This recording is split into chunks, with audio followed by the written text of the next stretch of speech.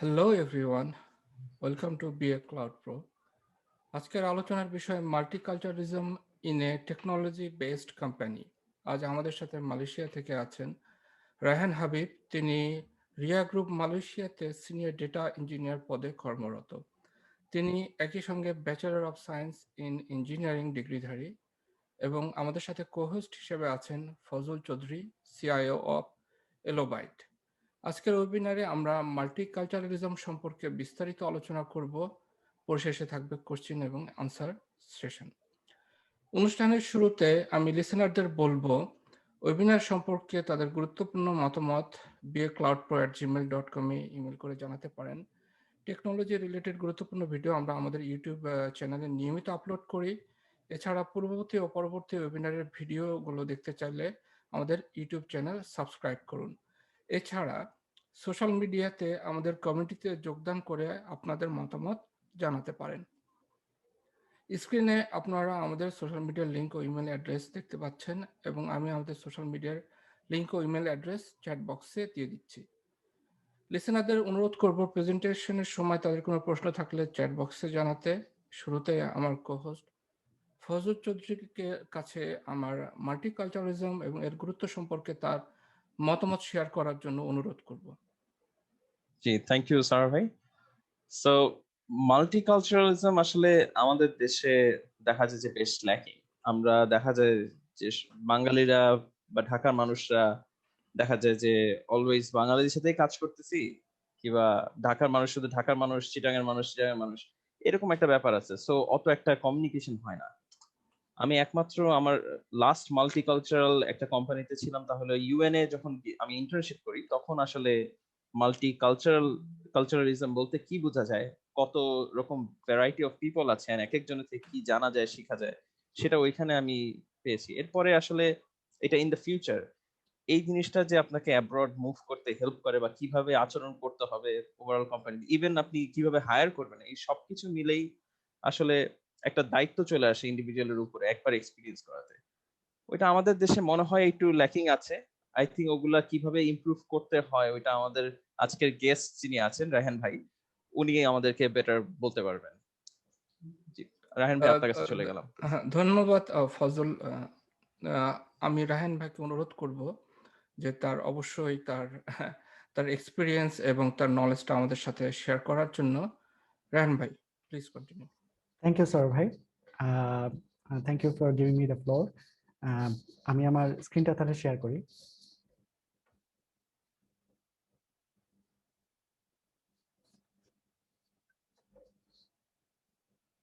আমার স্ক্রিন কি দেখতে পাচ্ছেন? হ্যাঁ, দেখা যায়। Alright, great. সো আসসালামু আলাইকুম, হ্যালো এভরিওয়ান। সবাইকে আমার ওয়েবিনারে স্বাগত জানাচ্ছি। আমি রায়হান হাবিব সপরিবারে মালয়েশিয়াতে থাকি। বর্তমানে আরিয়া গ্রুপ এশিয়া মালয়েশিয়াতে কাজ করছি, যাকে অনেকে আই প্রপার্টি নামেই চেনেন। এখানে আমি সিনিয়র ডাটা ইঞ্জিনিয়ার হিসেবে কর্মরত। এছাড়া আমি এজ এ পার্সন নিরিবিলি পরিবেশ খুবই পছন্দ করি। এছাড়া পছন্দ করি সাগর। সো যখনই সুযোগ পাই দিন কয়েকের জন্য আসলে আমি দূরে কোথাও চলে যাই কোনো সাগর পাড়ে এবং একটা নিরিবিলি সময় কাটাতে চেষ্টা করি। আমার সাথে যোগাযোগ করার জন্য লিঙ্কডইন আছে। সো আমি রায়হান হাবিব এই আইডিতে লিঙ্কডইনে আছি। কেউ যদি আমার সাথে ইমেইলে যোগাযোগ করতে চান তাহলে rayhanhbh@gmail.com এই ইমেল অ্যাড্রেসটিতে যোগাযোগ করতে পারেন। সো আজকে এমন একটা বিষয় নিয়ে আমি কথা বলতে চাই যেটা আমার কাছে মনে হচ্ছে অত্যন্ত গুরুত্বপূর্ণ কিন্তু বেশ নিখৃত বা উপেক্ষিত। সাধারণভাবে মাল্টিকালচারালিজম বা বহু সংস্কৃতির চর্চা নতুন কোনো বিষয় নয়, বরং বিশ্বের বিভিন্ন দেশে বিষয়টাকে বেশ গুরুত্বের সাথে দেখা হয়। কালচারাল ডাইভার্সিটি এর ব্যাপারে ইউনেস্কো 2001 সালে তাদের সাধারণ সম্মেলনে ঘোষণা দেয় এই বলে যে cultural diversity is as necessary for human kind as biodiversity is for nature. অর্থাৎ প্রকৃতিতে জীববৈচিত্র্য যেমন গুরুত্বপূর্ণ ঠিক তেমনি কালচারাল ডাইভার্সিটি মানব জাতির জন্য জরুরি। এবং আরেকটা ইনফরমেশন শেয়ার করি, 2002 সালে ইউনাইটেড নেশনস তাদের সাধারণ পরিষদে 21শে মেকে world day for cultural diversity world day for cultural diversity for dialogue and development দিবস হিসেবে ঘোষণা দেয়। এই গ্লোবালাইজেশনের যুগে আমরা নির্দিষ্ট কোনো কালচারাল বাউন্ডারির মধ্যে আবদ্ধ নই, বরং গ্লোবাল মার্কেটের সম্প্রসারণের সাথে সাথে বিশ্বের বিভিন্ন দেশে open competitive job market open হচ্ছে বা উন্মুক্ত প্রতিযোগিতামূলক কর্মসংস্থানের সৃষ্টি হচ্ছে এবং অলরেডি তৈরি হয়েছে অনেক কিছুই। সেসব জবগুলোতে আমরা অ্যাপ্লাই করি যখন, এবং তখনই আমরা আমাদের দক্ষতা এবং মেধার ভিত্তিতে তাদের সাথে কাজ করি। কোম্পানিগুলোর বিজনেস গ্রোথে এই ধরনের diversified workforce crucial role play করার জন্য কোম্পানিগুলো তাদের এমপ্লয়ীদের স্কিল এবং ট্যালেন্টগুলোকে খুবই মূল্যায়ন করে। শুধুমাত্র চাকরি না, ব্যবসার প্রয়োজনীয় বিভিন্ন পেশা জাতিগোষ্ঠীর মানুষের সাথে আমাদেরকে কাজ করা দরকার হয়। এছাড়া প্রতি বছরই আমাদের দেশ থেকে অনেক শিক্ষার্থী উচ্চশিক্ষার প্রয়োজনে বিশ্বের বিভিন্ন দেশে যায়, অর্থাৎ কোনো না কোনোভাবে আমরা আসলে কালচারাল ডাইভার্সিটির মুখোমুখি হই প্রতিনিয়তই। প্রফেশনাল প্রয়োজনে আমি বিভিন্ন ইন্টারন্যাশনাল কোম্পানিতে জব করেছি এবং করে যাচ্ছি। আমার ক্ষুদ্র অভিজ্ঞতা দেখেছি দক্ষতা বা মেধার বিচারে আমরা বেশ ভালোভাবে উতরে গেলেও কালচারাল ডাইভার্সিটির ওয়ার্ক প্লেসগুলোতে আমরা বেশ হোঁচট খাচ্ছি প্রতিনিয়ত। Ability to work in a multicultural environment is a standard and common requirement for all the international job opportunities, whether it is explicitly specified or not. আমরা যখন ইন্টারভিউ নেই তখন ক্যান্ডিডেটদের দক্ষতা যাচাইয়ের পাশাপাশি আমরা প্রত্যক্ষ বা পরোক্ষভাবে অনেক ইভ্যালুয়েট করি তাদের সফট স্কিলগুলো। শুধু ইন্টারভিউতে এটা সীমাবদ্ধ নয়, বরং আমাদের ডে টু ডে লাইফে এটি খুবই ইনফ্লুয়েন্সিয়াল। তাই আমি মনে করি কালচারাল ডাইভার্সিটি নিয়ে আমাদের সচেতন হওয়াটা খুবই জরুরি। অ্যাজ এ টপিক মাল্টিকালচারালিজম আমার মনে হয় অনেক ভাস্ট একটা সাবজেক্ট, কিন্তু আজকের ওয়েবিনারে আমি একটা বেসিক ধারণা দেওয়ার চেষ্টা করবো ইনশাআল্লাহ, যাতে করে এর চ্যালেঞ্জগুলো আমরা জানি এবং এর বেনিফিটগুলোকে ক্যাপিটালাইজ করতে পারি। আমরা বলে রাখা ভালো, আমি মাল্টিকালচারালিজমের উপর এক্সপার্ট কেউ নই, তাই আমার আলোচনায় ভুলভ্রান্তি থাকাটা খুবই স্বাভাবিক। দয়া করে ক্ষমাসুন্দর দৃষ্টিতে দেখবেন। আমি মূলত আমার অভিজ্ঞতার আলোকে এবং গুগলিং করে এক্সপার্টদের কৌশল এবং মতামতগুলোকে কম্পাইল করা সহজ এবং বোধগম্যভাবে একটা কন্টেন্ট তৈরি করেছি। বিভিন্ন বিজ্ঞজনেরা বিষয়টাকে বিভিন্নভাবে ব্যাখ্যা করেছেন, তার মধ্যে যেসব কনসেপ্টগুলো আমার কাছে উল্লেখ করা জরুরি মনে হয়েছে সেগুলি এখানে কম্পাইল করার চেষ্টা করেছি। So being a part of a multicultural environment, we have to keep our identity, increase tolerance, show forgiveness, and enjoy togetherness. In my opinion, these are the key elements that we need to understand and nurture in order to prepare for ourselves. I believe this webinar will be useful for you guys who are intended to work in an international workplace and further their career there as well. যেমনটা আমি একটু আগেই বলেছিলাম, এটা একটা অনেক vast একটা subject. আমার জ্ঞান এবং সময়ের স্বল্পতার কারণে আমি আজকে আলোচনাটা শুধুমাত্র বেসিক ধারণার মধ্যে সীমাবদ্ধ রাখতে চাই। এই ওয়েবিনার শেষে আমরা জানবো মাল্টিকালচারালিজম আসলে কি, আমাদের জীবনে কিভাবে এটি জড়িত, মাল্টিকালচারালিজম কেন ইম্পর্টেন্ট, মডার্ন ওয়ার্ল্ড এবং আমাদের কর্মজীবনে মাল্টিকালচারালিজমের প্রভাব কেমন, আমরা মাল্টিকালচারালিজম মিসআন্ডারস্ট্যান্ডিং সম্পর্কে জানবো। এছাড়াও আমরা জানবো কিভাবে কালচারাল মিসআন্ডারস্ট্যান্ডিং গুলোকে অ্যাভয়েড করতে পারি। এছাড়া থাকছে একটা কেস স্টাডি। এটা কাদের জন্য? মূলত যারা আইটি প্রফেশনালস আছেন, যারা ইন্টারন্যাশনাল কোম্পানিতে কাজ করছেন বা কাজ করতে চান, এছাড়া যারা ফ্রেশ গ্রাজুয়েটস যারা পাশ করে বের হয়েছেন, এছাড়া অন্যান্য যারা জানতে আগ্রহী, তারা আসলে এই ওয়েবিনার থেকে উপকৃত হবেন বলে আমি আশা করছি। শুরুতে আমি একটা গল্প দিয়ে শুরু করতে চাই।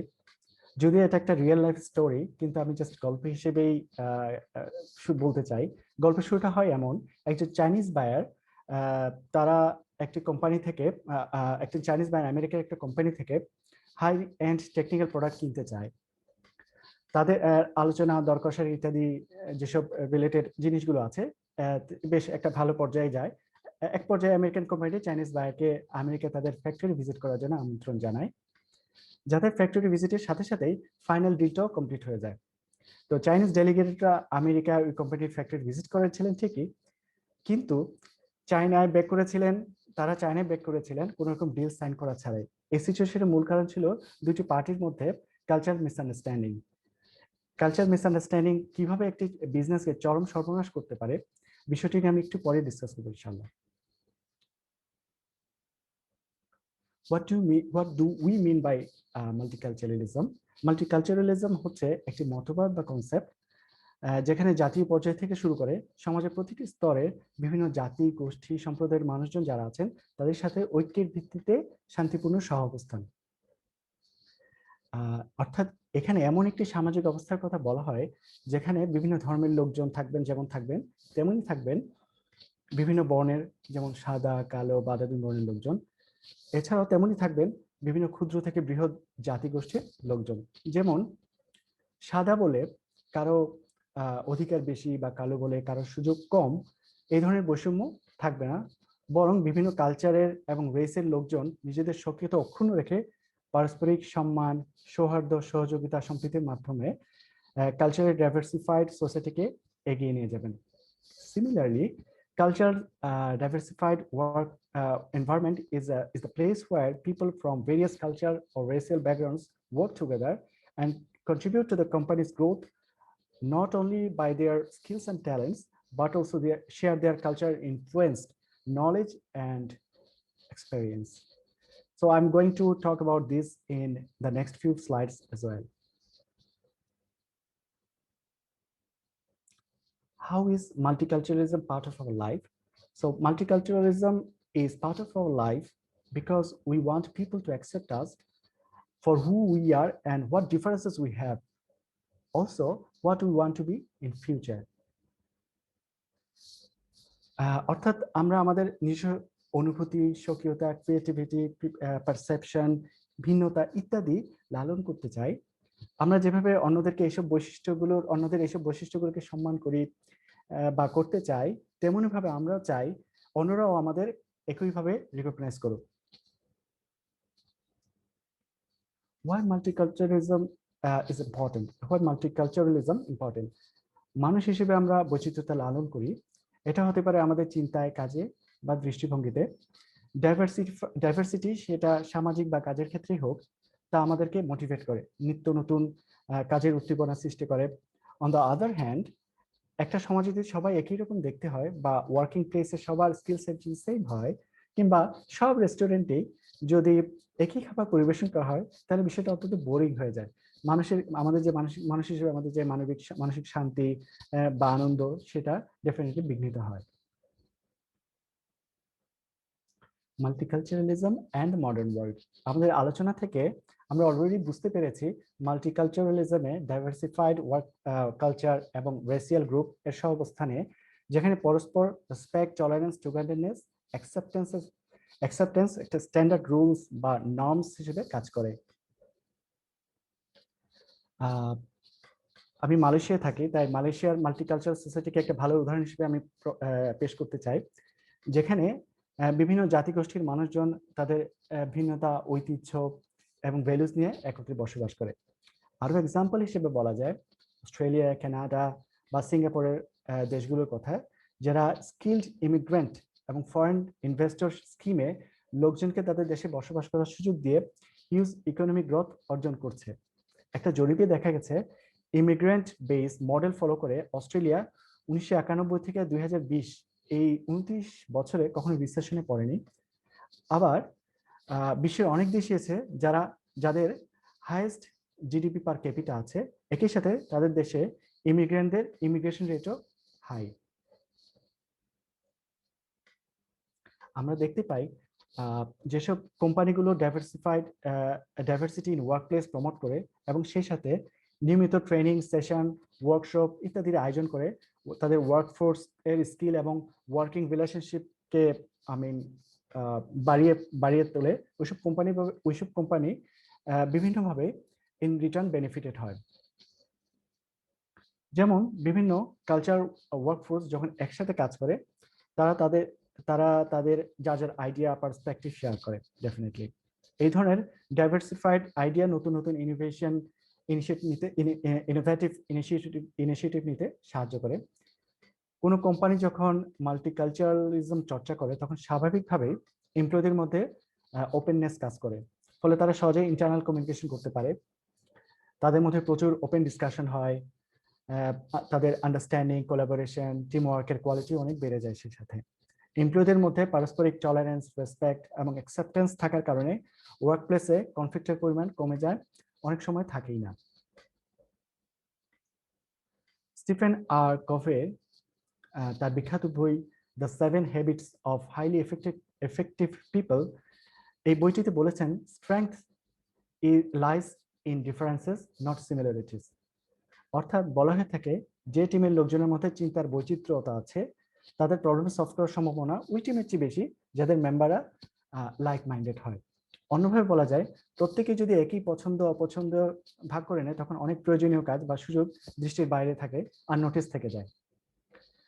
একই ধরনের কথা মার্টিন লুথার কিং জুনিয়র বলেছেন, life at it's best is a creative synthesis of opposites in fruitful harmony. এইমাত্র যেটা আলোচনা করলাম জাস্ট, অর্থাৎ মনোকালচার ওয়ার্কপ্লেস বা ওয়ার্ক গ্রুপে যখন আমরা সবাই সেম এজ গ্রুপের, সিমিলার ইনকাম লেভেলের, সেম এথনিক ব্যাকগ্রাউন্ডে থাকি এবং সাথে সাথে সবাই একই কমিউনিটিতে থাকি, তাদের সবারই ভিউজ এবং আইডিয়াস সেম একই থাকে, তারা যে কোনো ধরনের আনএন্টিসিপেটেড চ্যালেঞ্জগুলোর একই ধরনের সলিউশন প্রোভাইড করে। On the contrary, diversified group যেগুলো আছে তাদের মেম্বাররা তাদের আইডিয়া সাজেশন প্রোভাইড করে যার যার কালচার ব্যাকগ্রাউন্ড অনুযায়ী, তাদের পাস্ট এক্সপেরিয়েন্স থাকে, ফলে এমন সব সলিউশন আর আইডিয়া পাওয়া যায় যা অন্যদের তুলনায় টোটালি নতুন আবার সারপ্রাইজিং। এই জন্য ডাইভার্সিফাইড ব্যাকগ্রাউন্ডের রিসোর্স নিয়ে এক্সিকিউটিভ টিমগুলো তৈরি করা হয়। Multicultural as an individual, Harvard business রিভিউতে প্রকাশিত একদল গবেষণার মতে যারা মাল্টিকালচারাল ইন্ডিভিজুয়ালস তারা বিভিন্ন রকম গ্লোবাল ওয়ার্ক প্লেস ইস্যুতে মনোকালচারাল ইন্ডিভিজুয়াল থেকে অনেক কমপ্লেক্স ওয়েতে রেসপন্স করে। সিলিকন ভ্যালিতে কাজ করে এমন 100 জন ইসরায়েলি ম্যানেজারদের উপর চালানো একটা স্টাডিতে দেখা গেছে যারা শুধুমাত্র ইসরায়েলি বা আমেরিকান কালচার লালন করেন তাদের থেকে ইসরায়েলি আমেরিকান ম্যানেজাররা অনেক কমপ্লেক্স চিন্তা ভাবনা করতে পারেন, যার ফলে তারা তাদের সহকর্মীদের কাছে তুলনামূলক অনেক বেশি কম্পিটেন্ট ম্যানেজার হিসেবে স্বীকৃতি পান এবং দ্রুত প্রমোশন পেয়ে থাকেন। এখন আসি কালচার মিসআন্ডারস্ট্যান্ডিং নিয়ে।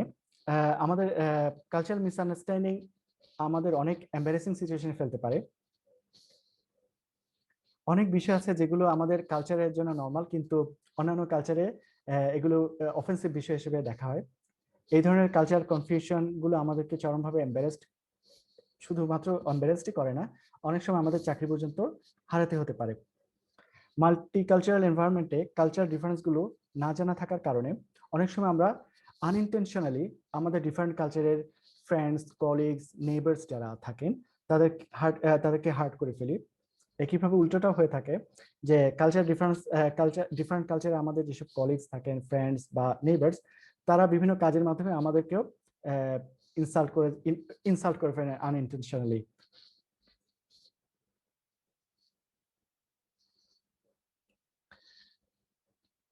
যাই হোক আমরা মাল্টিকালচারাল এনভায়রনমেন্টে আমরা যখন মাল্টিকালচারাল এনভায়রনমেন্টে থাকবো তখন আমরা সবসময় মেনে নেওয়ার মেন্টালিটি থাকবো যে যে কালচারাল ডিফারেন্সের কারণে অনেক সময় আমাদের মধ্যে মিসকমিউনিকেশন হতে পারে। এই ধরনের অকারেন্সের ক্ষেত্রে আমরা আসলে আক্রমণাত্মক বা অ্যাগ্রেসিভ না হয়ে সবসময় ধৈর্যশীল থেকে সিচুয়েশনকে ক্ষমা সুন্দর দৃষ্টিতে দেখার চেষ্টা করব। তাই আমাদেরকে অবশ্যই কালচারাল মিসআন্ডারস্ট্যান্ডিং গুলো নিয়ে যথেষ্ট সচেতন থাকতে হবে, স্পেশালি যখন আমরা ইন্টারন্যাশনাল অর্গানাইজেশনগুলোতে কাজ করি, যাতে করে আননেসেসারি ট্রাভেল অ্যাভয়েড করতে পারি। চলুন জেনে নেই পৃথিবীর বিভিন্ন প্রান্তে ছড়িয়ে থাকা কিছু কমন কালচারাল মিসআন্ডারস্ট্যান্ডিং গুলো নিয়ে। হ্যান্ড গেস্টার্স, আমরা যখন বিদেশে থাকি বা যে কোনো ইন্টারন্যাশনাল কোম্পানিতে কাজ করি, আমাদের বডি ল্যাঙ্গুয়েজকে সবসময় খেয়াল রাখতে হবে। অনেক সময় কারণ অনেক বডি ল্যাঙ্গুয়েজ আমাদের কালচারে নর্মাল কিন্তু ডিফারেন্ট কালচারে ডিফারেন্ট মিনিং কনভে করে। যেমন থামস আপ, আমরা যেটা থামস আপ করি এটা দিয়ে সাধারণত আমরা ওকে সাইন বুঝাই, কিন্তু ইরানদের কাছে এটা খুবই ইনসাল্টিং। একইভাবে ব্রাজিল এবং ফ্রান্সে বৃদ্ধাঙ্গুলি এবং তর্জনী মিলিয়ে গোল করে ওকে সাইন বোঝানোকে তারা আসলে বড় ধরনের অফেন্স হিসেবে দেখে। এমব্রেসিং, পৃথিবীর বিভিন্ন দেশেই এমব্রেসিং বা আলিঙ্গন করে গ্রিট করা হয়ে থাকে। সব দেশেই কিন্তু এই ধরনের প্রচলন নেই। অনেক দেশেই জড়িয়ে ধরে গ্রিট করাকে এমব্রেসিং অ্যাক্ট হিসেবে দেখা হয়। যেমন ইস্ট এশিয়ার কান্ট্রিগুলোতে, যেমন চায়না, জাপান, কোরিয়াতে রেসপেক্টফুল ডিস্টেন্স মেনটেন করা হয়। একইভাবে বুদ্ধিস্ট কান্ট্রিগুলোতে তাদের মাথাটা টাচ করাকে সিরিয়াসলি ইনসাল্ট হিসেবে দেখা হয়। অন্যদিকে পৃথিবীর বেশ কিছু কান্ট্রি আছে যেখানে এমব্রেসিং একটা কমন এবং নর্মাল বিহেভিয়ার। যেমন ইটালিতে পরস্পরের সাক্ষাতে এমব্রেসিং করা তাদের কমন কাস্টম। একইভাবে মুসলিম কিংবা খ্রিস্টান বা জিউস সমাজে তাদের নিকটজন বা প্রিয়জনের সাথে আলিঙ্গন করে শুভেচ্ছা বিনিময় করে থাকেন। মাইন্ড ইউর ফিট, অনেক কালচারে, স্পেশালি মুসলিম কালচারে, কারো দিকে পায়ের পাতা তাক করে দেখানোকে অত্যন্ত অসম্মানজনক হিসেবে দেখা হয়। নো শুজ, অনেক কালচারে অনেক প্লেসে জুতা নিয়ে ঢোকা যায় না, যেমন মসজিদ, মন্দির ইত্যাদি জায়গায়। আবার কিছু কিছু কালচারে জুতা নিয়ে বাসার ভেতর প্রবেশ করাকে অ্যালাউ করা হয় না। যেমন সাউথ প্যাসিফিক অঞ্চলে বা ইস্ট এশিয়ার কিছু কিছু দেশে তাদের ঘরে প্রবেশের পূর্বে অবশ্যই জুতা খুলে ঢুকতে হবে। এটা তাদের কালচারাল রেসপেক্ট এবং ক্লিনলিনেসের অংশ। যেমন জাপানিজ কালচারে এটা খুবই কমন। আবার জার্মানিতেও অনেক সময় জুতা খুলে তাদের ঘরে ঢুকতে হয়। ইউজিং ওয়ার্ডস কেয়ারফুলি, বলা হয়ে থাকে কথা তলোয়ারের চেয়ে ধারালো, তাই সবসময় চিন্তা ভাবনা করে কথা বলা উচিত, সেটা নিজের দেশে হোক কিংবা বিদেশে। স্পেশালি ইন্টারন্যাশনাল লেভেলে কথা বলার সময় শব্দ প্রয়োগে অত্যন্ত সাবধান হওয়া জরুরি, কারণ আনওয়ান্টেড ওয়ার্ডস বা কনফিউজিং ওয়ার্ডস এর প্রয়োগ আক্ষরিকভাবেই বড় ধরনের ট্রাবল কিংবা অকওয়ার্ড সিচুয়েশন ক্রিয়েট করতে পারে। অনেক সময় ওয়ার্ডের ভুল উচ্চারণ বা এমন ওয়ার্ড ইউজ করার যেটার মিনিং ডিফারেন্ট কালচারে ডিফারেন্ট হতে পারে, সেগুলো অ্যাভয়েড করা উচিত। ফর এক্সাম্পল, বিএটি ব্যাট, এটা যখন নাউন হিসেবে ইউজ হয় তখন বাদুর বাদুর বাদুর বলা হয়, আবার যখন ভার্ব হিসেবে ইউজ হয় তখন এটা জাস্ট ইকুইপমেন্ট, যেমন ক্রিকেট ব্যাট। আরেকটা এক্সাম্পল হতে পারে ফেয়ার, নাউন হিসেবে এর অর্থ হচ্ছে মেলা, আবার অ্যাডজেক্টিভ হিসেবে যখন ইউজ করি তখন এটা can be light skin or something like that. Okay, এখন আসি কিভাবে কালচার মিসআন্ডারস্ট্যান্ডিং গুলোকে অ্যাভয়েড করা যায়। ক্রস কালচারাল ব্যবসায়িক ক্লায়েন্ট বা অফিসের সহকর্মীদের মধ্যে ইন্টারনাল কমিউনিকেশন, রিলেশনশিপ বিল্ড আপের ক্ষেত্রে গ্লোবালাইজেশন একটা বিগ রোল প্লে করে। ফলে কোম্পানিগুলো যখন ক্রস বর্ডারের ট্যালেন্টদেরকে বেশি বেশি প্রেফার করছে। এমনকি অনেক কোম্পানি তাদের বিভিন্ন কার্যক্রম রিমোট টিমের মাধ্যমে করে। এই ধরনের ক্রস কালচারাল টিমের মাধ্যমে অসাম সব ইনোভেশনস পসিবল হচ্ছে। বিজনেস দ্রুত এক্সপান্ড করছে বিভিন্ন কান্ট্রিতে, সবই ফ্যান্টাস্টিক। কিন্তু যে গতিতে ইন্টারনালাইজেশন হচ্ছে বা গ্লোবালাইজেশন হচ্ছে, অনেক ক্ষেত্রে এমপ্লয়িরা সেই অনুযায়ী ডিফারেন্ট কালচারের কলিগ কিংবা ডিফারেন্ট কালচার ক্লায়েন্টদের সাথে ডিল করার জন্য নিজেদেরকে প্রিপেয়ার করতে পারছে না। ফলে কালচার ডিফারেন্সগুলোর ব্যাপারে প্রপার অ্যাওয়ারনেস না থাকায় স্বাভাবিকভাবেই কলিগদের সাথে ওয়ার্ক রিলেশনশিপ ব্রেক হওয়ার চান্স থেকে যায়। একইভাবে বিজনেস ডিলিংস এর ক্ষেত্রেও পটেনশিয়াল বিজনেস ডিল মিস হতে পারে। ফর এক্সাম্পল, আমেরিকান কালচারে তারা সাধারণত মিটিং এর ফার্স্ট 5 to 10 মিনিটস বিভিন্ন জেনারিক বিষয় নিয়ে কথা বলে, যাতে ব্রেকিং দ্য আইস হয় বা জড়তা দূর করতে পারে, যেমন হাউ ওয়াজ ইউর উইকেন্ড ইত্যাদি, যাতে মিটিং এর যারা পার্টিসিপেন্ট আছেন তারা একটা ফ্রেন্ডলি এনভায়রনমেন্ট ফিল করতে পারেন এবং তারা ইজি হতে পারেন। এরপরে তারা মূল ডিসকাশনে যায়। অন্যদিকে জার্মানিদের কাছে টাইম অত্যন্ত গুরুত্বপূর্ণ। মিটিং এ তারা সরাসরি মূল পয়েন্টে চলে যেতেই পছন্দ করে। এমনকি ছোটখাটো মাত্রায় অপ্রয়োজনীয় বা অতিরিক্ত কথাও তারা এন্টারটেইন করে না। এই ধরনের কালচারাল ডিফারেন্স জানা না থাকায় অনেক সময় কনফিউশন অ্যারাইজ করতে পারে। তাহলে আমাদের কি করা উচিত? অবশ্যই একজনের পক্ষে সব ধরনের কালচারের ডিফারেন্সগুলো একসাথে জানা সম্ভব নয়, কিন্তু অল্প কিছু প্রিপারেশন নিলে এবং চোখ কান খোলা রাখলে অনেক অ্যাডাপশনই সহজ হয়ে যায়। চলুন কিছু ইফেক্টিভ টিপস নিয়ে কথা বলি। প্রায়োরিটাইজ ট্রান্সপারেন্ট কমিউনিকেশন, খুবই গুরুত্বপূর্ণ একটা বিষয়। কোনো ইনস্ট্রাকশন বা কথা যদি আমরা বুঝতে না পারি তাহলে জিজ্ঞেস করে বিষয়টা ক্লিয়ার হয়ে নিতে হবে। এশিয়ার বিভিন্ন দেশে এমপ্লয়িরা বা ম্যানেজাররা ঠিক এনকারেজ করেন না যে এমপ্লয়িরা কোনো কিছু বুঝতে না পারলে সেটা রেজ করবে, কিন্তু যতক্ষণ পর্যন্ত না আমরা একটা রিকোয়ারমেন্টকে ফুললি ক্লিয়ার হব, আমাদেরকে আস্ক করে যেতে হবে। ইভেন আমাদের ম্যানেজার যদি এটা পছন্দ নাও করেন, আমাদেরকে ইনফরমেশনের ক্লিয়ারিটি বা ট্রান্সপারেন্টের এই ক্ষেত্রটাকে অনেক প্রায়োরিটি দিতে হবে। Do you research? কোনো পটেনশিয়াল ক্লায়েন্টের সাথে মিটিং সেট করার আগে বা পটেনশিয়াল এমপ্লয়ারের সাথে ইন্টারভিউ সেট করার আগে তাদের কালচার সম্পর্কে রিসার্চ করে নেওয়া যেতে পারে। এটা একটা খুব ভালো একটা আইডিয়া। তাদের পলিটিক্যাল এনভায়রনমেন্ট বা হিস্ট্রিক্যাল পার্সপেক্টিভ নিয়ে জানা যেতে পারে, তাদের দেশের কালচার হিস্ট্রি কেমন, প্রমিনেন্ট ইন্ডাস্ট্রিগুলো কি কি, তাদের প্রমিনেন্ট ইন্ডাস্ট্রিগুলো কিভাবে রান করে, ইত্যাদি ইনফরমেশনগুলো ইন্টারনেট ঘেটে জেনে নেওয়া যায়। Don't jump to conclusion to make judgement. অনেক সময় দেখা যায় ক্লায়েন্ট বা কলিগরা মিটিং খুব চুপচাপ, তেমন কোনো রেসপন্সই করছে না, কিংবা উল্টোটা অন্যদেরকে কথা বলার চান্স না দিয়ে সারাক্ষণ কোনো একজন কলিগ কথা বলেই যাচ্ছেন, অথবা আমার ব্যাপারে কারো ফিডব্যাক খুব অ্যাগ্রেসিভ মনে হলো, ইত্যাদি সিচুয়েশনে আমরা হুটহাট কনক্লুশনে না পৌঁছে বা কারো ব্যাপারে দ্রুত জাজমেন্টাল না হয়ে বরং এসব ক্ষেত্রে তাদেরকে বেনিফিট অফ ডাউট দেওয়া উচিত। এমন হতে পারে কারো কালচারে ডাইরেক্ট চাঁচা ছোলা ফিডব্যাক দেওয়াটা কমন, আবার অনেক হয়তো অল্প কথা তাদের কথা সারতে পারেন না। যাই হোক, আমার মনে হয় যে কারো কোনো আচরণে যদি আমি কষ্ট পেয়ে থাকি, কিংবা আমার মতে কারো কোনো ব্যাপারে আমার মতে কারো কোনো ব্যাপার সঠিক নয় বা কোনো কিছু সঠিক হচ্ছে না, সেক্ষেত্রে বেস্ট হচ্ছে রিলেটেড যারা পার্সন আছে তাদের সাথে একটা প্রবলেমটা নিয়ে সরাসরি ডিসকাশনে যাওয়া, এবং সবসময় চোখ কান খোলা রাখা এবং মাইন্ড ওপেন রেখে আশেপাশে কি ঘটছে খেয়াল রাখা, সেখান থেকে শেখার চেষ্টা করা। Read the room. আমরা ইন্টারন্যাশনাল ওয়ার্ক স্পেসে সবাই ইংলিশ স্পিকিং করলেও সবাই কিন্তু সেম ল্যাঙ্গুয়েজে কথা বলি না, বিশেষ করে যাদের মাতৃভাষা ইংলিশ নয়। এইসব ক্ষেত্রে অন্যরা তাদের কিভাবে তাদের বডি ল্যাঙ্গুয়েজ ইউজ করছেন কথা বলার সময় বা কোনো সিচুয়েশনে তারা কিভাবে রেসপন্স করছেন, এই জিনিসগুলো অবজার্ভ করে সেখান থেকে শিখে নেওয়াটা একটা স্মার্ট অ্যাপ্রোচ। স্পেশালি যখন আমরা কোনো কথা বলি বা রেসপন্স করি, তাহলে সবাই আমরা বোঝার চেষ্টা করি যে সবাই কি আমাদের কথাগুলো বুঝতে পারছেন, নাকি আবার আমরা গিয়ে কথাটা ক্লিয়ার করে আসতে হয়। এই ধরনের ক্ষেত্রে এইটাই যদি আমাদের হয়ে থাকে, তাহলে বুঝতে হবে যে আমরা সেম ল্যাঙ্গুয়েজে সবসময় কথা বলছি না। এটা ইমপ্রুভ করার জন্য অবজারভেশন খুবই কার্যকরী। Know the difference between the culture and the personal. অনেক বিহেভিয়ার আছে যেগুলো একজন ব্যক্তির পার্সোনালিটির উপর নির্ভর করে। এটা ওই কালচারের সবার বিহেভিয়ার নয়। যেমন কোন একটা চাইনিজ পার্সনের সাথে কমিউনিকেট করলে তিনি হয়তো এমন একটা সার্টেন বিহেভিয়ার করলেন যেটা হয়তো বা ওনার কালচারকে রিপ্রেজেন্ট করছে না। উদাহরণ হিসেবে বলতে পারা যায়, কারো একজনের সাথে কথা বলছে, তিনি হয়তো খুব দ্রুত কথা বলছেন কিংবা খুব কুইকলি ডিসিশন নেন, তাই বলে বিষয়টি হয়তো একান্তই ওনার personal characteristics.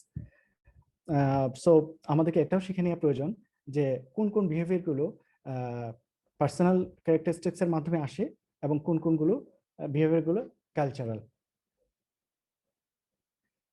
Give everyone time to speak.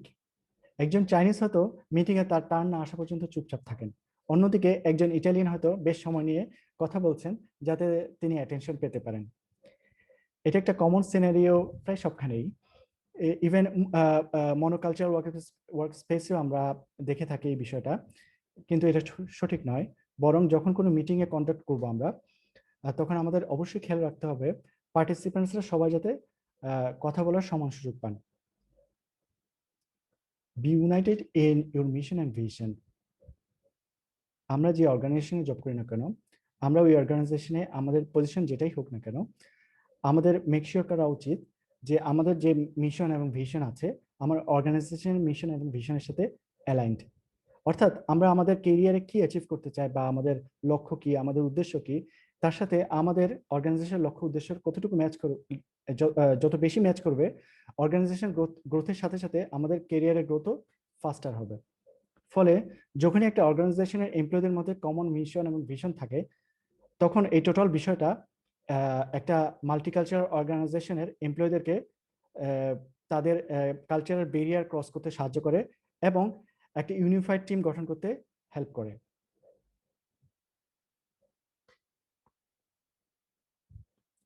শুরুতেই আমি একটা গল্প বলছিলাম যেখানে একটা আমেরিকান কোম্পানি যারা high end tech product sell করতে চাইছিল একটা চাইনিজ বায়ারের কাছে। তো তাদের মধ্যে মিউচুয়াল আন্ডারস্ট্যান্ডিং যখন একটা লেভেলে পৌঁছালো, তখন আমেরিকান কোম্পানিটি চাইনিজ বায়ারকে আমেরিকা তাদের ফ্যাক্টরি ভিজিটের আমন্ত্রণ জানায়, যাতে ফ্যাক্টরি ভিজিটের সাথে সাথে ফাইনাল ডিলটাও সাইন করা যায়। তো ফ্যাক্টরি ভিজিটের পরে চাইনিজ ডেলিগেটরদের জন্য স্থানীয় রেস্টুরেন্টে একটা ডিনারের আয়োজন করে আমেরিকান কোম্পানিটি। তো চাইনিজ ডেলিগেট রেস্টুরেন্টে ঢোকা মাত্র আমেরিকান কোম্পানির একজন জুনিয়র এক্সিকিউটিভ ডেলিগেটদের যিনি হেড আছেন তাকে অভ্যর্থনা জানালেন এবং তাদের রেস্টুরেন্টের ভিতর অনুষ্ঠান কক্ষে নিয়ে গেলেন। ডেলিগেটদের হেড যখন জানতে চাইলেন তিনি কোন চেয়ারে বসবেন, জুনিয়র এক্সিকিউটিভ উত্তরে জানালেন তিনি যেখানে ইচ্ছা বসতে পারেন। তো পরদিন চাইনিজ ডেলিগেটরা চায়নায় ব্যাক করলেন কোন রকম ডিল সাইন ছাড়াই। কিছুদিন পর ইউএস টিমের একটা মেসেজ পেল চাইনিজ ডেলিগেটরা অপমানিত বোধ করেছিলেন, ফলে তারা তাদের ব্যবসায়িক সম্পর্ক পুনর্মূল্যায়ন করছেন। কি হয়েছিল সেদিন, যে চাইনিজরা হিউমিলিয়েটেড ফিল করেছিলেন এবং বিজনেস রিলেশনশিপটাকে রিকনসিডার করছিলেন। এর মধ্যে আসলে আমেরিকান কালচার এবং চাইনিজ কালচারের পার্থক্য ধরা পড়ে। আমরা বুঝতে পারি যে ইন্টারন্যাশনাল মার্কেটে প্লে করতে চাইলে অবশ্যই আমাদেরকে অর্গানাইজেশন লেভেলে হোক বা ব্যক্তিগত লেভেলেই হোক মাল্টিকালচারাল হতে পারাটা অত্যন্ত জরুরি, যাতে করে কালচারাল মিসআন্ডারস্ট্যান্ডিং গুলো অ্যাভয়েড করতে পারি। চলুন দেখি আমাদের এই গল্পে ঠিক কোন জায়গাটাতে কালচার মিসআন্ডারস্ট্যান্ডিং ঘটেছে। চাইনিজ কালচারে হায়ারার্কি রিয়েলি ইম্পর্টেন্ট একটা বিষয়। এখানে কালচারাল যেখানে আমেরিকান কালচারে ইকুয়ালিটির উপর গুরুত্ব দেয় এবং তারা কালচারালি হায়ারার্কি মেনটেন করতে ঠিক কমফোর্টেবল ফিল করে না। ফলে দেখা যায় যখন হেড অফ চাইনিজ ডেলিগেশনকে গ্রিট করা হলো, আমেরিকান টিমের সিনিয়র মোস্ট মেম্বারের পরিবর্তে জুনিয়র মেম্বার, তখন চাইনিজ বায়ারদের ডেলিগেটদের যিনি হেড আছেন বিষয়টিকে লস অফ ফেস হিসেবে ধরে নিলেন। লস অফ ফেস টার্মটি দ্বারা বোঝানো হয় to lose other people's respect. তো পরবর্তীতে এই ক্ষততে আরো ইনসাল্ট ঢালা হলো যখন তাকে বলা হলো সিট এনিহোয়ার বা যে কোনো জায়গায় বসুন, যেখানে তিনি স্বাভাবিকভাবে আশা করেছিলেন তাকে আমেরিকান টিম তাদের মোস্ট সিনিয়র মেম্বারের পাশের সিটেই বসতে বলবেন।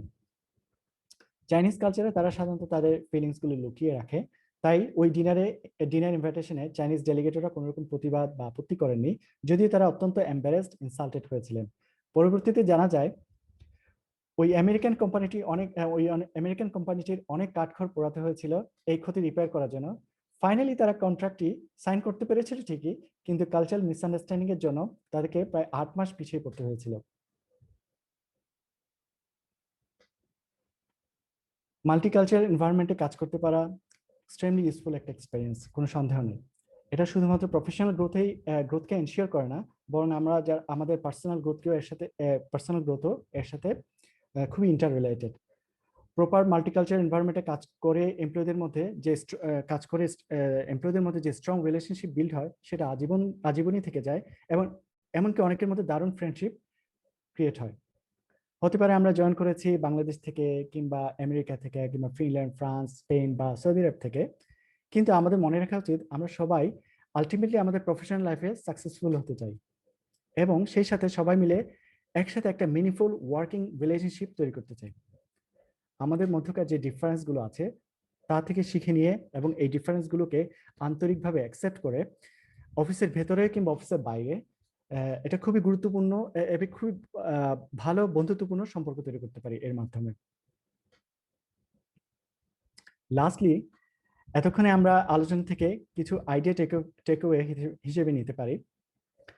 Learn about diverse perspective of the world, learn about one another and the histories and contribution to diverse groups, aware of other culture around you, be tolerant, non-discriminatory to each other, recognize diversity in your own places like societies, workplace, etc.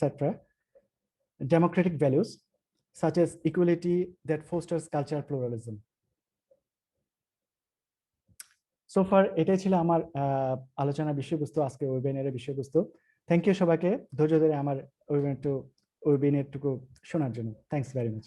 Over to you Sarwar ভাই। Thanks Raihan ভাই। আসলে এটা একটা খুব চমৎকার মাল্টিকালচারালিজমের উপর একটা চমৎকার প্রেজেন্টেশন ছিল। আসলে আমরা একটা মাল্টিকালচারাল, বিশেষ করে আমি আমার কথা বলি, আমি একটা মাল্টিকালচারাল এনভায়রনমেন্টে আছি। বাট স্টিল অনেক কিছুই আমার জানা ছিল না। এটা আমি মনে করি এটা একটা খুব যে কেউ বাংলাদেশেও আমার মনে হয় যারা মাল্টিন্যাশনাল কোম্পানিতে জব করে তাদের এই বিষয়গুলো জানা খুব জরুরি। কারণ আ আ বাংলাদেশের পার্সপেক্টিভে আমি মনে করি ওখানে বিগ কোনো ইনভেস্টমেন্ট লোকাল লোকাল ইয়ে থেকে নাই। এই কোম্পানিজ গুলো থেকে নাই।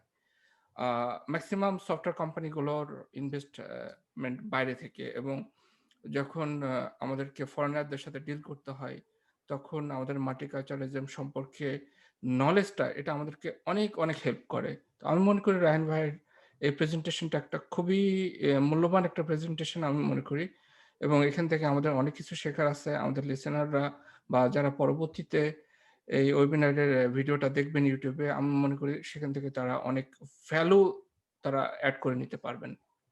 ধন্যবাদ রায়হান ভাই। তো কিছু কোয়েশ্চেন অবশ্যই আছে। আমি কোয়েশ্চেন গুলো শুরু করতে যাচ্ছি। তো ফজলের যদি কোনো কিছু থাকে তার মন্তব্য সে বলতে পারে। অবশ্যই স্যার ভাই যেটা রায়হান ভাই আমাদেরকে জানালো ওখান থেকে আমি এটা বলতে পারি যে অ্যাজ আ বিজনেস ওনার দেখা যায় যে ক্লায়েন্টের সাথে অনেক কমিউনিকেট করতে হয়, সো ওই ক্ষেত্রে মাল্টিকালচারাল আসলে এক্সপিরিয়েন্সটা না থাকলে কি বলতে চায় এটা আন্ডারস্ট্যান্ড করা কঠিন, ক্লায়েন্টস রিকোয়ারমেন্টসটা বোঝাও কঠিন। এমন না যে সবাই ইংলিশ বলবে, কেউ কেউ হাফ ইংলিশও বলে, লাইক অন্য কান্ট্রিজ হলে ওদের জন্যও তো ইংলিশটা নেটিভ না, আমাদের যেরকম নেটিভ না।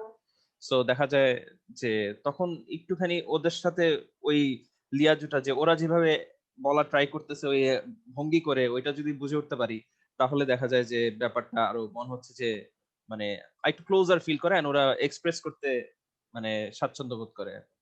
এটাই যেটা মনে হলো রায়হান ভাইয়ের ওইখান থেকে, এগুলো সবারই আসলে আপনি এমপ্লয়ি হন, বিজনেস ওনার হন বা একটা নর্মাল ইন্ডিভিজুয়াল হন, যেখানেই যান এটা জানা ইম্পর্টেন্ট, রাইট? হ্যাঁ, এটাও আরেকটা বিষয় যে আমি যদি দেশের বাইরেও ঘুরতে যাই কোথাও, বা আমার দেশেই বাইরের কেউ ঘুরতে আসলো, কালচারাল ডিফারেন্সের সম্পর্কে যদি একটু আমার আইডিয়া থাকে, আমি এই জিনিসটা সম্পর্কে যদি অ্যাওয়ার থাকি যে অন্য মানুষ একটু ডিফারেন্ট হতে পারে। আমি যেভাবে থিংকিং করতেছি সেভাবে থিংকিং অন্য নাও করতে পারে। এটা নিয়ে অ্যাওয়ার থাকলে বোধহয় আমরা অনেক মিসআন্ডারস্ট্যান্ডিং দূর করতে পারি, এবং একে অপরের সাথে যে সম্পর্কটা, সেই সম্পর্কটা অনেক সুদৃঢ় হয়। যখন দেখে অন্য মানুষ অ্যা গুরুত্ব সহকারে তার পার্সপেক্টিভটাকে চিন্তা করতেছে, করে তার বিহেভিয়ারটাকে ওভাবে রেকটিফাই করতেছে। এটা আমরা সবাই এই মানে খুবই অ্যাপ্রিশিয়েট করি যে অন্য মানুষ আ তার ফিলিংস থেকে আমার প্রতি গুরুত্ব দিচ্ছে। এটাই হচ্ছে মূল বিষয়। তো ফজলের যদি কোনো কোয়েশ্চেন না থাকে তাহলে আমি র‍্যাপিড ফায়ার ইভেন্টে চলে যাব, যেখানে একের পর এক প্লিজ। কোয়েশ্চেন করব রায়হান ভাই। অ্যা আশা করি আপনি রেডি আছেন। জি, থ্যাংক ইউ। জি, please. First question, Ryan Bhai. In a situation when I am not sure how I should greet the person in front of me, how I should proceed? ওকে। খুব important একটা প্রশ্ন। প্রশ্নটা হচ্ছে যে কোন একটা পরিবেশে আমি যখন গেলাম এবং আমি বুঝতে পারছি না যে আমি আসলে আমার সামনের যে মানুষটা আছে তাদেরকে কিভাবে গ্রিট করতে পারি, তার সাথে কিভাবে কমিউনিকেশনটা শুরু করতে পারি। তো সেক্ষেত্রে যেটা বিশেষজ্ঞরা আছেন তারা বলেন যে ১ম এ অবজার্ভ করা যে আমি যার সাথে কমিউনিকেশন স্টার্ট করতে যাচ্ছি, তিনি কিভাবে আসলে কমিউনিকেশনটা শুরু করছেন। যদি দেখি যে তিনি হ্যান্ডশেকের মাধ্যমে হাত বাড়িয়ে দিচ্ছেন, তাহলে আমি হাত বাড়িয়ে দিলাম। যিনি যদি দেখি যে তিনি আসলে একটা রেসপেক্টফুল ডিসট্যান্স মেইনটেইন করে কথা বলা শুরু করেছেন, তাহলে আমরা ওইভাবেই ওটাকেই মেনে নিতে পারি। আর আমি যদি এছাড়া এমন একটা সিচুয়েশন হয় যে আমি ঠিক কনফিউজড কি করব? সেক্ষেত্রে আ যারা এক্সপার্ট তারা বলে থাকেন যে যদি সিচুয়েশন এই ধরনের হয় যে আমি বুঝতেই পারছি না কি করা উচিত এবং আমার সাথে যিনি আছেন তিনিও কোনো কিছু শুরু করছে না, সবাই ইতস্তত বোধ করছেন। সেক্ষেত্রে আসলে সরাসরি জিজ্ঞেস করে জিনিসটা সহজভাবে একটা সলিউশনে পৌঁছানোটাই সবচেয়ে যুক্তিযুক্ত বলে এক্সপার্টরা মনে করেন। ধন্যবাদ রায়হান ভাই। Next question. Is there any culturally neutral greeting? মানে এমন ধরনের কোনো গ্রিটিং আছে যেটা আ মানে নিউট্রাল, কোন জি। কালচারের সাথে মিল খায় না বা কোন কালচারকে অফেন্সও করে না? আ এই ধরনের ক্ষেত্রে আ বিশেষজ্ঞরা যারা এক্সপার্ট যারা বলেন তারা এই ধরনের কোনো স্পেসিফিক নিউট্রাল কোনো গ্রিটিং প্রসেসকে ডিফাইন করে না যে এটা আসলে সব কালচারের মধ্যেই একই রকম হতে পারে, যেহেতু আমাদের অনেক বিভিন্ন কালচার আছে এবং তাদের আসলে এক কালচারে যেটা নর্মাল অন্য কালচারে সেটা অফেন্সিভ। সো আসলে এরকম একটা স্পেসিফিক মানে ওয়েকে ডিফাইন করা যায় না, স্ট্যান্ডার্ড ধরা যায় না। সো আমার মনে হয় এটা কালচার টু কালচার ভেরি করবে। ধন্যবাদ। With so many points and diversity, which one is most important to focus in a new environment as an employee? জি, খুবই ইম্পর্টেন্ট কোশ্চেন। আসলে এই জিনিসটা নিয়ে সবারই ভাবা উচিত। যেমন আমাদের যারা বিভিন্ন কালচার একটা মনোকালচারাল ব্যাকগ্রাউন্ড থেকে উঠে আসছি, তারা আসলে অন্যান্য কালচার সম্পর্কে জানি না। কিন্তু যখন আমরা একটা মাল্টিকালচারাল এনভায়রনমেন্টে বা একটা ওয়ার্কপ্লেসে যাই, সেখানে আমরা কমিউনিকেশন করা শুরু করি বিভিন্ন, সেক্ষেত্রে আমরা জানি না যে আমরা অন্যান্য আমাদের যে কলিগস আছেন তাদের সাথে কিভাবে আমরা কথাবার্তা শুরু করব বা কমিউনিকেশন শুরু করব। সেক্ষেত্রে সবচেয়ে ভালো ওয়ে হচ্ছে যে অবজার্ভ করা, একটা ওপেন মাইন্ড নিয়ে আমার আশেপাশে কি ঘটছে সেগুলোকে অবজার্ভ করা, এবং সেগুলোর উপর ভিত্তি সেখান থেকে আমি কন্টিনিউ শেখার চেষ্টা করব যে আমার একটা কলিগ আরেকজন কলিগের সাথে যখন কথা বলা শুরু করছেন তারা কিভাবে কথা শুরু করছেন ইত্যাদি বিষয়গুলোকে আমরা শিখবো, এবং সেই অনুযায়ী আমরা আমাদের অন্যান্য কলিগদের সাথে ওই জিনিসটা রিফ্লেকশন শো করব। এটাই ভাই। মানে আমরা হচ্ছে অন্যকে দেখে শেখার চেষ্টা করব, অন্য দেখে শেখার চেষ্টা করব, আশেপাশের এনভায়রনমেন্ট দেখে। জি, ধন্যবাদ রাহান ভাই। Next question: how do we know if someone is having a multiculturalism problem? ওকে, যেটা প্রশ্নটা হচ্ছে যে আমরা যখন একটা মাল্টিকালচারাল এনভায়রনমেন্টে কাজ করছি তখন কিন্তু আমরা বুঝতে পারছি না যে আমরা আদৌ মাল্টিকালচারাল ওয়ে ফলো করছি নাকি করছি না, অর্থাৎ আমাদের মধ্যে মাল্টিকালচারালিজম কতটুকু আছে, কোনো সমস্যা হচ্ছে কিনা, এই জিনিসটা বোঝা কিভাবে আমরা বুঝতে পারি। তো এর উত্তরে বিশেষজ্ঞ যারা আছেন, এক্সপার্ট যারা আছেন, তারা বলেন যে যখন আমরা একটা মাল্টিকালচারাল এনভায়রনমেন্টে কাজ করব তখন যদি আমাদের সবগুলো ওয়ে অফ প্রসেস, অর্থাৎ কাজের সাথে কিভাবে বিহেভ করবো না করবো, কমিউনিকেশন মেথোডোলজি সবগুলো যদি পারফেক্ট থাকে তাহলে আসলে আমার কলিগদের সাথে আমার কোনো সমস্যা হবে না। কিন্তু আমার যদি কোনো সমস্যা থেকে থাকে তাহলে দেখা যাবে আমার বিভিন্ন কলিগ আমার ব্যাপারে আমার বসকে কমপ্লেন করছে বা আমার কমপ্লেন কানে আসছে, আমার কাছে কমপ্লেন করছে। এছাড়া দেখা যাবে যে আমার কলিগদের সাথে অনেক কনফ্লিক্ট হচ্ছে বিষয়টা নিয়ে। তো যখন আমি এজ এ পার্সন এই জিনিসগুলো অবজার্ভ করবো যে বিভিন্ন জনের কাছে, বিভিন্ন জন আমার বসের কাছে বা আমার কাছে আমার বিভিন্ন অ্যাটিটিউড নিয়ে কমপ্লেন করছেন, বা মিটিং এ প্রায় আমার সাথে আমার কলিগদের প্রায় কথা কাটাকাটি হয়ে যাচ্ছে, বা এই ধরনের বিষয়গুলো যখন আমি নোটিস করা শুরু করব তখনই আমি বুঝতে পারবো যে আসলে আমার মধ্যে মাল্টিকালচারাল বিহেভিয়ার গুলো ঠিক মতো হচ্ছে না। আমাকে আর একটু পড়াশোনা করে জিনিসগুলোকে প্রপারলি আমাকে আরেকটু এডুকেট হতে হবে এই বিষয়ে।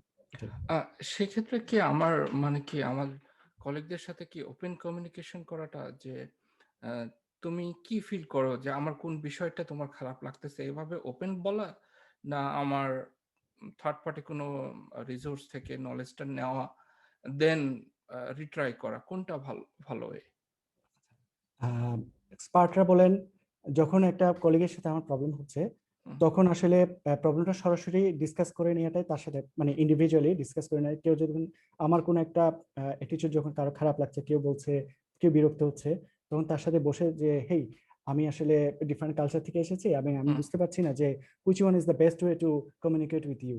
সো ইন দ্যাট কেস আমার মনে হয় যে আমার অন্যান্য কলিগরা যারা মাল্টিকালচারাল ব্যাকগ্রাউন্ডে অনেকদিন ধরে কাজ করছেন তারা এই জিনিসটা সম্পর্কে অলরেডি মানে জানেন বিষয়টা। সো তারা আসলে ট্রু একটা ফিডব্যাক দিয়ে আমাকে এডুকেট করতে পারেন। সো এইভাবে একটা ওয়ে। আর এছাড়া গুগল সার্চ করে বা বিভিন্ন এক্সপার্টদের ইউটিউব ভিডিও দেখেও আমরা আসলে বিভিন্ন সিচুয়েশন ব্যাপারে জানতে পারি এবং নিজেদেরকে সেই অনুযায়ী রেকটিফাই করতে পারি।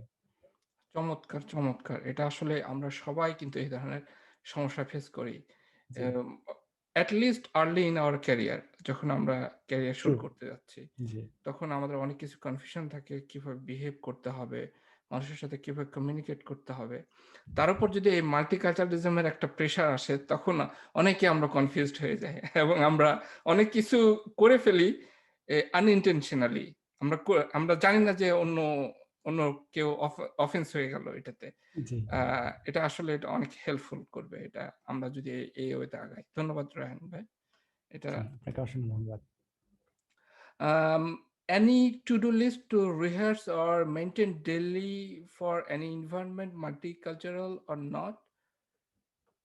জি, একটা মাল্টি কালচারাল এনভায়রনমেন্টে যখন আমি যাব, তখন আসলে বেশ কিছু স্কিল সেট আসলে আমাদেরকে অ্যাডপ্ট করা উচিত, আহ, যেটা আসলে এক্সপার্টরা বলে থাকেন। আমি একটা স্লাইডটা শেয়ার করি।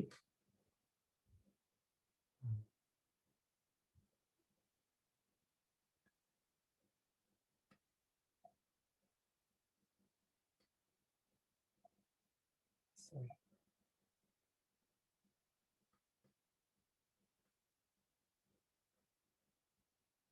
আমার স্ক্রিন কি দেখতে পাচ্ছেন? হ্যাঁ, দেখা যায়।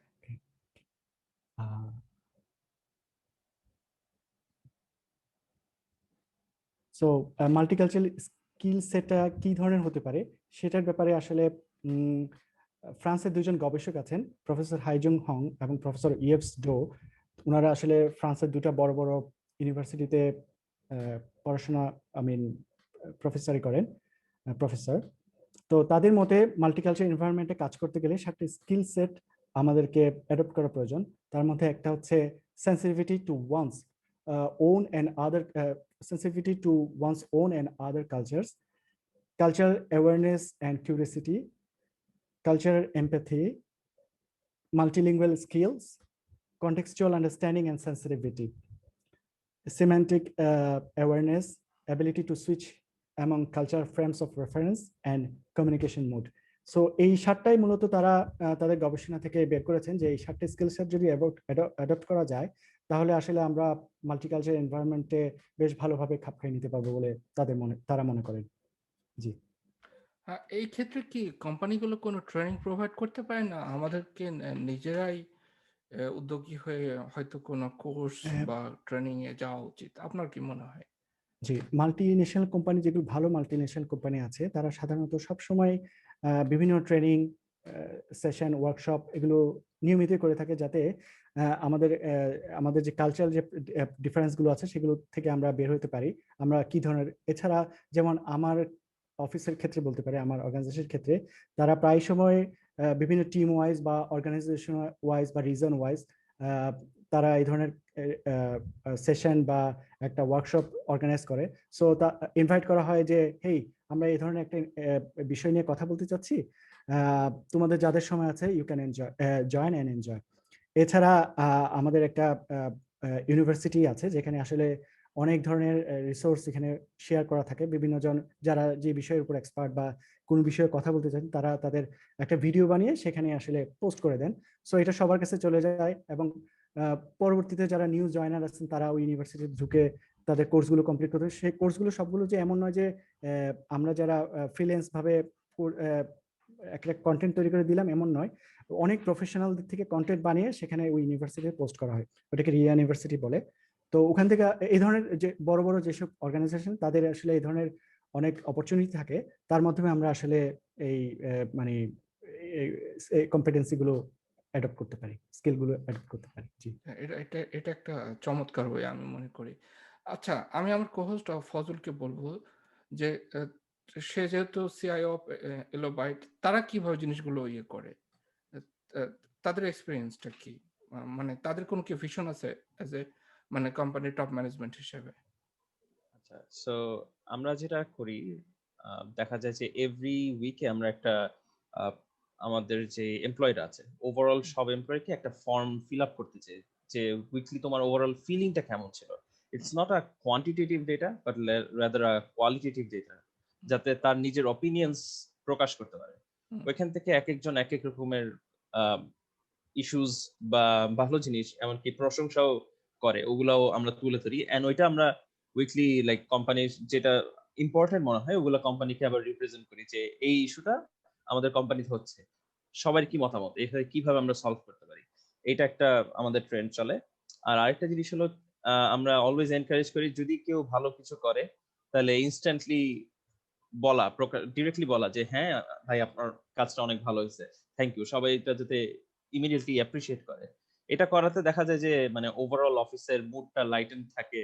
এন্ড লাইক এখন যে রিমোট অবস্থা এখনো মানে ঠিক ওই অফিসের ফিলিংটাই দেয় যে আমরা সামনাসামনি থাকলে যেরকম হতো, এখন আমরা অনলাইনে মিটিং করতেছি, একসাথে বসতেছি, সেই জিনিসটা দেখা যায় যে এখনো ইটস ভেরি লাইভলি, সো অত প্রবলেম হয় না। সো রিমোট যারা যাচ্ছে তাদের জন্য অফকোর্স এরকম এজেন্ডাস নেওয়া উচিত আমার মনে হয়, যাতে কালচারটা সুন্দরভাবে গড়ে ওঠে। এন্ড নতুন কেউ আসলে সবাই ভেরি হেল্পফুল তখন, আহ, মানে তাদেরও অভ্যাস মানে আমাদের সবার সাথে অ্যাডজাস্ট করতে ইজি হয়। মানে তারা ইনক্লুসিভ ফিল করতে পারে নতুন। ভেরি ভেরি নত- আর্লি, হ্যাঁ, ভেরি আর্লি ইনক্লুসিভ ফিল মনে করে আহ, সবাই। নতুনদের একটা প্রবলেম থাকে যে অনেক সময় তারা ইনক্লুসিভ ফিল করে না, অনেক হেজিটেন্ট হয়, কারণ যেহেতু অনেকে সম্পর্কে জানে না। এই চ্যালেঞ্জগুলো তাদেরকে মোকাবেলা করতে হয়। আমি মনে করি এটা একটা চমৎকার একটা ওয়ে আসলে। নতুন যারা আসুক বা যারা পুরাতন আসুক, একে অপরের সাথে কমিউনিকেশনের একটা ওয়ে বের করা এবং মানুষকে অ্যাপ্রিসিয়েট করা যে তার একটা ভালো কাজ করছে, এটা একটা অনেক একটা পজিটিভ রিইনফোর্সমেন্ট তৈরি করে, এটা পজিটিভ ভাইব তৈরি করে কোম্পানি এনভায়রনমেন্টে। ধন্যবাদ ফাজল। আর কারো কোনো কোশ্চিন থাকলে আমরা নিতে পারি, আর না হলে আমাদের তো সেশন প্রায় শেষের দিকে, তো জাস্ট কোনো কোশ্চিন? আমি জাস্ট রায়হান ভাইকে একটু অ্যাপ্রিশিয়েট করবো যে রায়হান ভাই চমৎকার সেশন ছিল, আমার নিজেরই অনেক ভালো লাগছে। আমি যতটুকু জানতাম না কেন আরো অনেক কিছুই জানছি, আর ইনশাল্লাহ আপনার থেকে আরো ফিউচারে অনেক কিছু জানবো, এটা হোপ করতেছি আর কি, এই আর কি। সো কাইন্ড অফ ইউ ভাই, থ্যাঙ্কস। জি।